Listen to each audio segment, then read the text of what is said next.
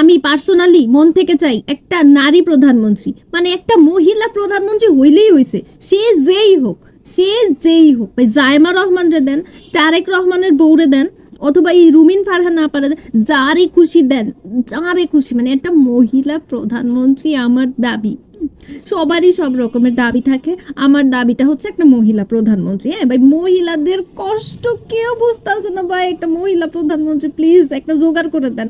বাংলাদেশের জন্য একটা মহিলা প্রধানমন্ত্রী খুব দরকার, একটা মহিলা প্রধানমন্ত্রী আশা করতেছি, আবেদন করতেছি, নিবেদন করতেছি। হ্যাঁ, পুরুষ মানুষকে সহ্য করতে পারতেছি না, ঘরেও না, ঘরের বাইরেও না, কোনো জায়গায় না, পুরুষ মানুষের প্রতি একদম বিতৃষ্ণা চলে আসছে। হ্যাঁ, কোনোভাবে পুরুষ মানুষ সহ্য করতে পারতেছি না, প্লিজ প্লিজ একটা মহিলা প্রধানমন্ত্রী। হ্যাঁ, শুধু তাই না, মন্ত্রিসভা মহিলাদের দিয়ে সাজান, ঠিক আছে, মহিলাদের দিয়ে পার্লামেন্ট সাজাবেন। হ্যাঁ, মহিলা স্পিকার থাকবে, মহিলা ডেপুটি স্পিকার থাকবে, মহিলা বিচারক থাকবে, সব মহিলা, সর্বস্তরে মহিলা, ঠিক আছে। নারীর ক্ষমতায়ন চাই, সব জায়গায় নারী চাই, কোনো পুরুষ রাজত্ব চলবে না, ঘরেও না, বাইরেও না, কোনো জায়গায়।